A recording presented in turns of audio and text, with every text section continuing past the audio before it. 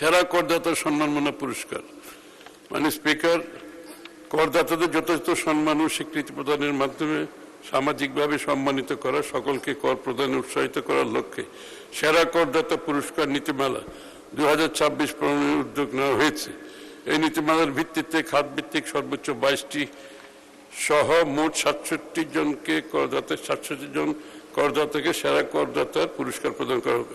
এটা খালি আমরা পুরস্কার মানে আগের মতো একটা ভিআইপি কার্ড দিলে এরকম কিছু না, আসলে ওনাদেরকে সামাজিকভাবে জাতীয়ভাবে তাদেরকে সম্মান দেওয়া হবে। এটা আমরা বিস্তারিত বলছি না সময়ের অভাবে। আমদানি রপ্তানি শুল্ক কর।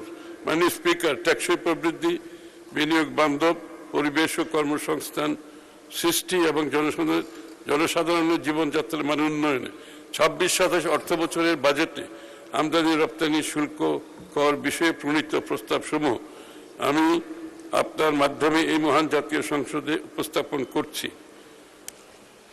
খাতভিত্তিক প্রস্তাবনা, বিনিয়োগ, কর্মসংস্থান ও রপ্তানি খাত, বাণিজ্য প্রসার ও বিনিয়োগ আকর্ষণে মুক্ত বাণিজ্য অঞ্চল প্রতিষ্ঠা,